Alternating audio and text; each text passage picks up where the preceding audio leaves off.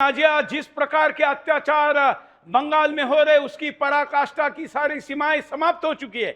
हम कई शो कर चुके हैं, लेकिन अब तो भगवा लहराना भी वहां पर अपराध के श्रेणी में आ गया है, और वो भी देशद्रोह के श्रेणी में।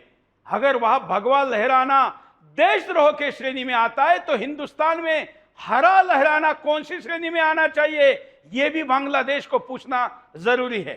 डेफिनेटली मैं पिछले 1 महीने से बाहर थी, और जब मैं दिवाली के दिन यहाँ पर आई तो मुझे पता चला कि राजा बाजार, पोर्ट एरिया और भी कई जगहों पर हिंदुओं को दीप जलाने से, पटाखे क्रैकर्स जलाने से और उनके भजन कीर्तन से मुसलमानों को काफी दिक्कतें सामने आई हैं।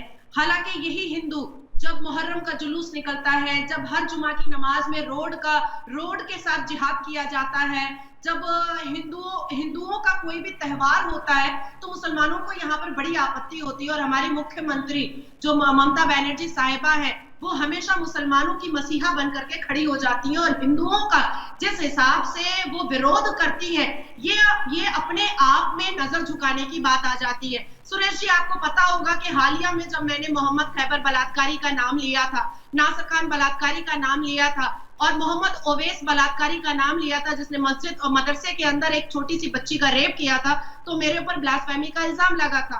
पश्चिम बंगाल धीरे धीरे अभी का जो रिसेंट बांग्लादेश है वो होता चला जा रहा है।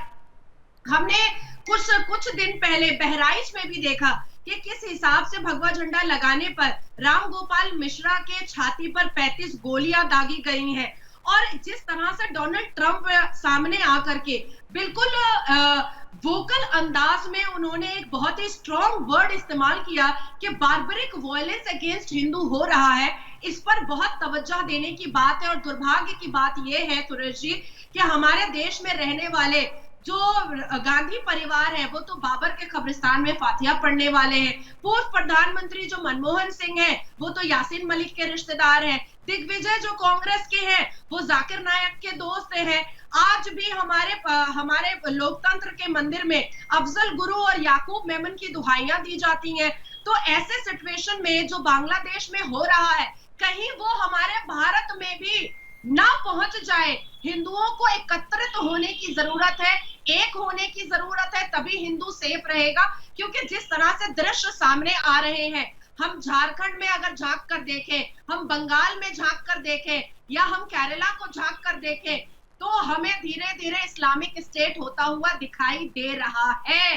और अब भी अगर भारत के हिंदुओं ने बांग्लादेश के दृश्य को देख करके एकत्रित होने का अगर कसम नहीं खाया, सौगंध नहीं खाया, तो मुझे अंदेशा है और मुझे खदशा है कि कहीं जो हाल बांग्लादेश में हिंदुओं का हो रहा है, वो हमें भारत में भी ना देखना पड़े। यही हाल हो रहा है, और यह हाल हिंदुस्तान में भी होगा अगर सही समय पे नहीं जागे तो।